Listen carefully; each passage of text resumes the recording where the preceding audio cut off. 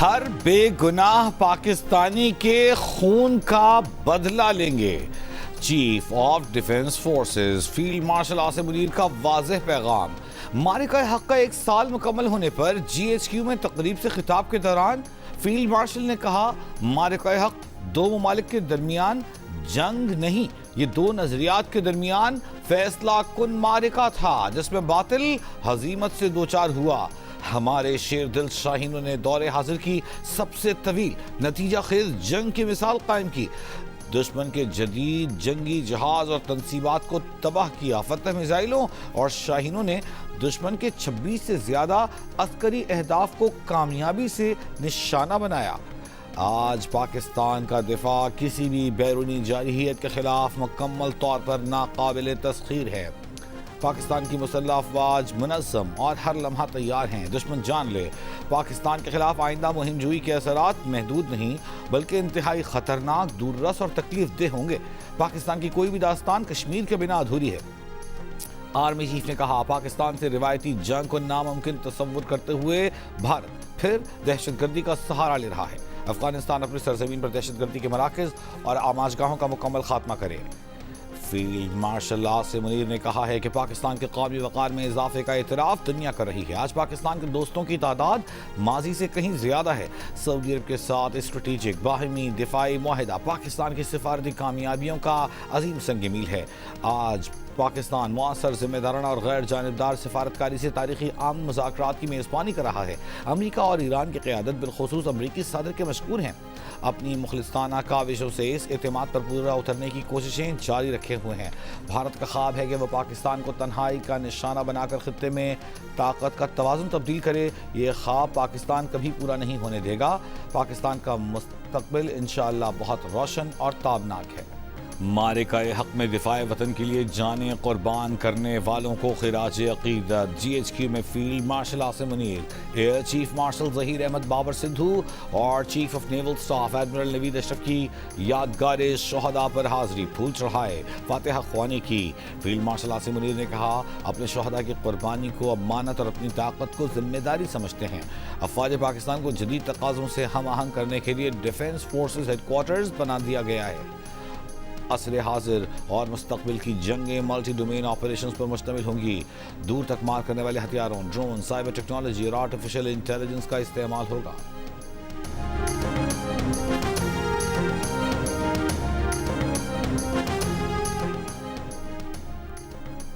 وزیر اعظم اور field marshal کی کوششوں سے پاکستان خطے میں توازن اور استحکام کی علامت بن کر ابھرا ہے۔ معرکہ حق کو 1 سال مکمل ہونے پر صدر مملکت آصف علی زرداری کا پیغام۔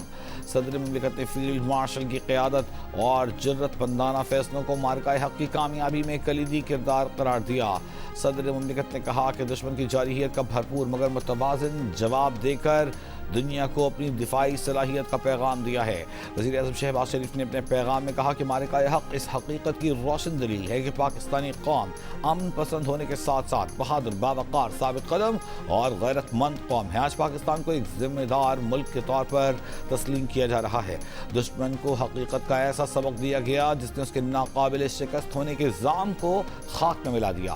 فیلڈ مارشل سید عاصم منیر کو ان کی جرأت مندانہ اور دلیرانہ قیادت پر بھرپور خراج تحسین پیش کرتے ہیں۔ آپریشن بنیان مرصوص کی کامیابی پر کراچی میں نیول ڈاک یارڈ میں خصوصی تقریب۔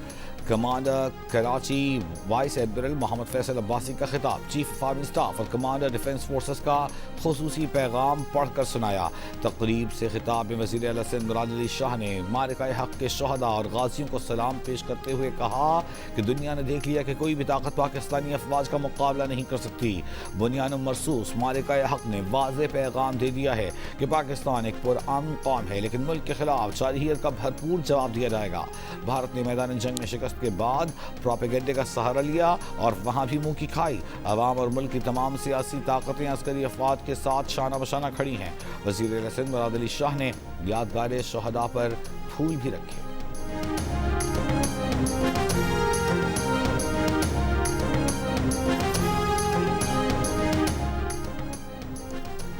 معرکہ حق کا 1 سال مکمل ہونے پر لاہور میں یادگار شہداء پر پروقار تقریب۔ صوبائی وزراء، چیف سیکرٹری، سول عسکری حکام اور شہریوں کی شرکت۔ کور کمانڈر لاہور نے یادگار شہداء پر پھول رکھے، فاتحہ خوانی کی۔ پشاور میں یادگار شہداء پر پروقار تقریب۔ گورنر خیبر پختونخوا اور کور کمانڈر پشاور نے یادگار شہداء پر حاضری دی، پھول رکھے۔ کوئٹہ میں گورنر بلوچستان وزیر اعلیٰ سرفراز بگٹی اور کور کمانڈر کی یادگار شہداء پر حاضری، یادگار پر پھول رکھے اور فاتحہ خوانی کی۔ گلگت میں یادگار شہداء پر تقریب میں نگراں وزیر اعلیٰ گلگت بلتستان جسٹس ریٹائرڈ یار محمد تقریب کے مہمان خصوصی تھے۔ تقریب میں شہداء کے درجات کی بلندی، ملک کی سلامتی، خوشحالی کے لیے خصوصی دعائیں کی گئیں۔ مظفر آباد میں معرکہ حق کے حوالے سے یادگار شہداء پر تقریب۔ قائم مقام صدر آزاد کشمیر نے یادگار شہداء پر پھول رکھے اور فاتحہ خوانی کی۔ معرکہ حق میں شاندار کامیابی کا 1 سال مکمل ہونے پر ملک کے چھوٹے بڑے شہروں میں ریلیوں اور تقاریب کا انعقاد۔ لاہور میں بچے بھی جشن منانے مال روڈ پہنچ گئے، مسلح افواج کے ساتھ اظہار یکجہتی کیا۔ پشاور میں ریلی میں نوجوانوں کی شرکت۔ ملکہ کوثر مری میں جی پی او چوک سے مرحبا چوک تک ریلی نکالی گئی۔ بہاولپور میں ڈرنگ اسٹیڈیم سے فرید گیٹ تک ریلی نکالی گئی۔ مظفر گڑھ میں ریلی میں 120 فٹ لمبے 40 فٹ چوڑے قومی پرچم کی نمائش۔ حافظ آباد، راجن پور، گوجرانوالہ سمیت پنجاب کے مختلف شہروں میں ریلیوں کا انعقاد۔ بہاڑی میں خواتین نے ریلی نکالی۔ خوزدار میں ضلعی انتظامیہ کے زیر انتظام ریلی کا انعقاد۔ خیرپور اور تھرپارکر میں بھی ریلیاں، پاک فوج زندہ باد اور پاکستان زندہ باد کے نعرے لگائے گئے۔ مظفر آباد میں کشمیریوں نے ہاتھوں میں ہاتھ ڈال کر یکجہتی کا مظاہرہ کیا۔ کوئٹہ کے پولو گراؤنڈ میں شاندار آتش بازی کا مظاہرہ۔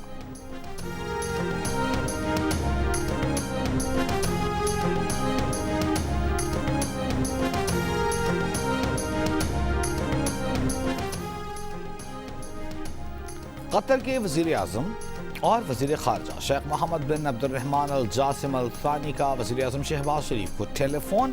خطے میں جاری امن کی کوششوں میں پیش رفت کا جائزہ۔ قیام امن کے لیے تعمیری روابط کی اہمیت پر زور۔ وزیر اعظم شہباز شریف کا پاکستان کے امن اقدامات کے لیے قطر کی مسلسل اور ثابت قدم حمایت کا خیر مقدم۔ کہا وہ امیر قطر شیخ تمیم بن حمد الثانی کے آئندہ دورہ پاکستان کے منتظر ہیں۔ دورے سے پاکستان اور قطر کی پائیدار شراکت داری کو وسعت دینے میں مدد ملے گی۔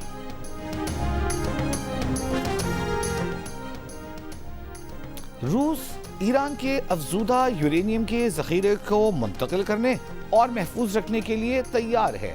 روسی صدر پوتن کی پیشکش۔ ماسکو میں ایک پریس کانفرنس کے دوران روس کی صدر نے کہا کہ ان کا ملک واشنگٹن اور تہران دونوں کے ساتھ رابطے میں رہے گا۔ انہیں امید ہے کہ یہ تنازعہ جلد از جلد ختم ہو جائے گا۔ روسی پیشکش پر ایران کی جانب سے فوری طور پر کوئی رد عمل سامنے نہیں آیا۔ روسی صدر پوتن نے یوکرین تنازع بھی جلد ختم ہونے کی امید ظاہر کر دی۔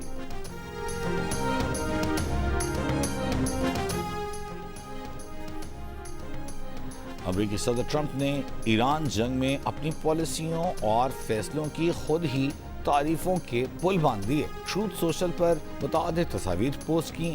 ایک پوسٹ میں ٹرمپ نے اپنا موازنہ سابق امریکی صدور براک اوباما اور جو بائیڈن سے کرتے ہوئے دعویٰ کیا کہ ان کے دور میں 159 جبکہ اوباما اور بائیڈن کے دور میں 0 ایرانی کشتیاں تباہ کی گئیں۔ اوباما اور بائیڈن کے ادوار میں ایران کے ساتھ JCPOA جوہری معاہدے پر عمل درآمد جاری تھا اور دونوں ممالک کے درمیان کشیدگی کم تھی۔ ٹرمپ نے بائے ڈرونز کی تصویر شیئر کرتے ہوئے امریکی لیزر دفاعی نظام کے ذریعے ایرانی ڈرونز تباہ کرنے کی اپنی صلاحیت کو سراہا۔ ایک اور پوسٹ میں ٹرمپ نے drones dropping like butter flies کی تصویر شیئر کی، جس میں ایرانی ڈرونز کو تتلیوں کی طرح بڑی تعداد میں گرتا دکھایا گیا۔ امریکی تجاویز پر ایران کے جواب کے منتظر صدر ٹرمپ نے گزشتہ روز مذاکرات کی ناکامی کی صورت میں آپریشن پروجیکٹ فریڈم کو مزید قوت کے ساتھ دوبارہ شروع کرنے کی دھمکی دی تھی۔ ایران کے پاسداران انقلاب نے خبردار کیا ہے کہ اگر ایرانی آئل ٹینکروں کو نشانہ بنایا گیا تو خطے میں امریکی تنصیبات کو نشانہ بنائیں گے۔ ایک بیان میں پاسداران انقلاب نے کہا کہ ایرانی آئل ٹینکروں یا تجارتی جہازوں پر کوئی بھی حملہ ہوا تو وہ خطے میں موجود امریکی مراکز میں سے کسی مرکز کو یا دشمن کے بحری جہازوں کو نشانہ بنائیں گے۔ سعودی وزیر خارجہ فیصل بن فرحان اور قطر کے وزیر اعظم و وزیر خارجہ عبد الرحمن الثانی کا ٹیلی فونک رابطہ۔ خطے کی سلامتی سے متعلق دونوں ملکوں کی کوششوں پر تبادلہ خیال۔ سعودی ولی عہد محمد بن سلمان کا عراق کے نئے وزیر اعظم علی الزیدی کو مبارکباد کا پیغام، نیک خواہشات کا اظہار۔ امریکی وزیر خارجہ مارکو روبیو اور خصوصی ایلچی اسٹیو وٹکوف کی میامی میں قطری وزیر اعظم سے ملاقات۔ امریکی میڈیا کے مطابق ملاقات ایران جنگ کے خاتمے کے لیے ڈیل تک پہنچنے کی کوششوں کے لیے کی گئی۔ قطر کے قریب مال بردار بحری جہاز پر حملہ۔ برطانوی میری ٹائم ٹریڈ آپریشنز کے مطابق مال بردار جہاز نے نامعلوم پروجیکٹائل سے نشانہ بنائے جانے اور آگ لگنے کی اطلاع دی۔ جہاز میں لگنے والی معمولی آگ پر قابو پا لیا گیا، کوئی جانی نقصان نہیں ہوا۔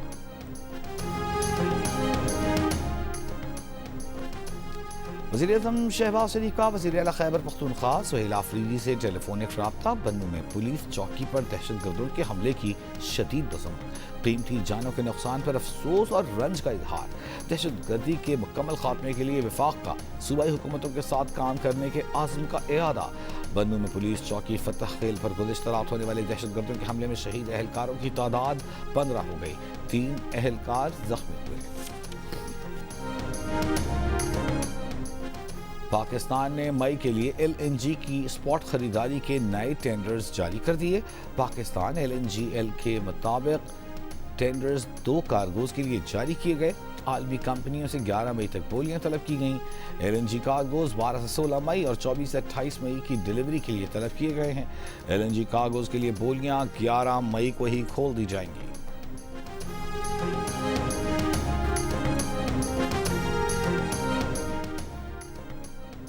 وزیر داخلہ محسن نقوی سے بنگلہ دیش کی وزیر مملکت برائے خارجہ امور شمع عبید اسلام کی ملاقات۔ دو طرفہ تعلقات، خطے کی صورتحال اور پاکستان کے مصالحتی کردار پر تفصیلی تبادلہ خیال۔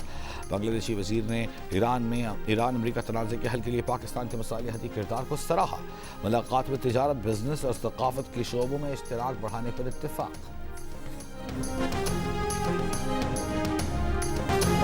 جیو فلمز اور فلم والا پکچرز کی خوف، تھرل اور سنسنی سے بھرپور فلم زومبی کا آفیشیل ٹریلر پیر کو ریلیز ہونے جا رہا ہے، جو شائقین کو ایک نئی اور خوفناک دنیا میں لے جائے گا۔ فہد مصطفیٰ اور مہوش حیات ایک خوفناک کردار میں نظر آئیں گے۔ فلم والا کی فضا علی اور نبیل قریشی کی مہارت سے تخلیق کی جانے والی فلم عوام کی دھڑکنیں تیز کرنے کے لیے عید الاضحیٰ پر سنیما گھروں میں ریلیز کی جائے گی۔